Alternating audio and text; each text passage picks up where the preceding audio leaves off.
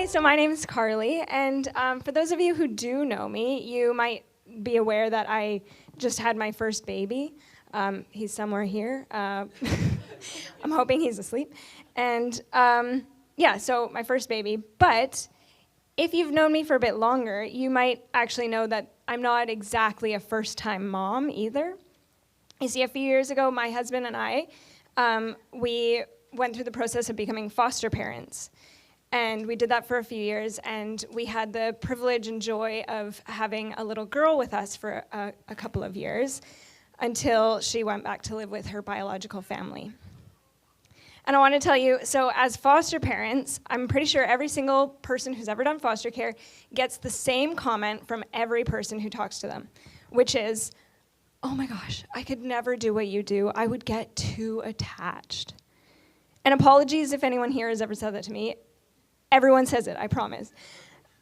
And my thought when someone says that is always like, why do you think I got into it? Because I have like a heart of stone?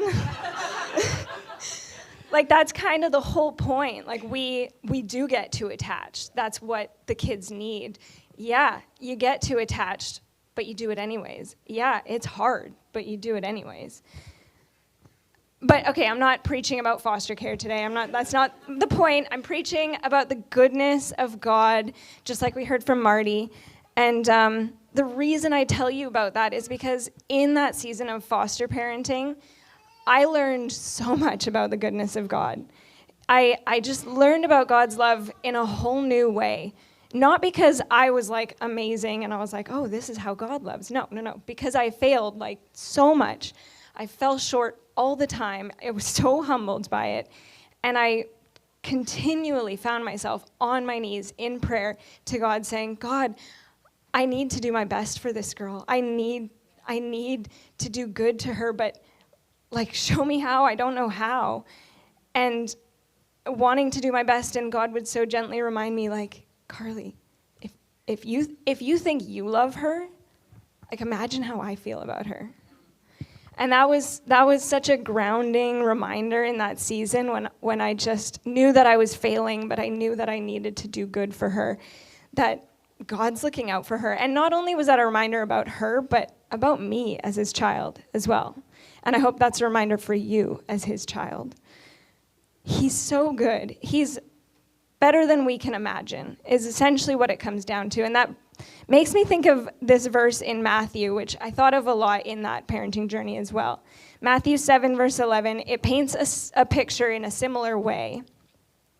Jesus says, if you then, though you are evil, know how to give good gifts to your children, how much more will your Father in heaven give good gifts to those who ask him? And that's what I always come back to, is how much more does God love? How much more does God want to be good to his children? And I think when in the Bible, it talks a lot about us being God's child in the context of adoption, which I think is really significant. Because when it comes to foster care and adoption, it's almost like this different type of love. You see, when I had my baby a couple months ago, I got to experience that like overwhelming love that comes when you're like handed your baby. And it was like automatic, it was biological, like it's literally scientific that this like chemical reaction of love comes upon me.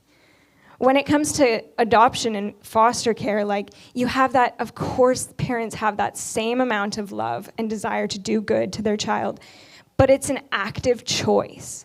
Like you make that choice in that moment to do good to this child, to love this child as your own. And that's how God sees us. He makes the active choice. And in foster care, when you make that choice, you do it knowing that it might not be permanent, that it might be taken away from you, but you do it in full anyways. And that's what God does for us, which is what I want to encourage you today, that God chose you. He chose to love you. He chose to be your good, good father. He made that choice to love you and do good in full, knowing full well that you might walk away. You might turn from him. You might go in a different direction, and he does it anyways because he loves you that much, because he is just that good.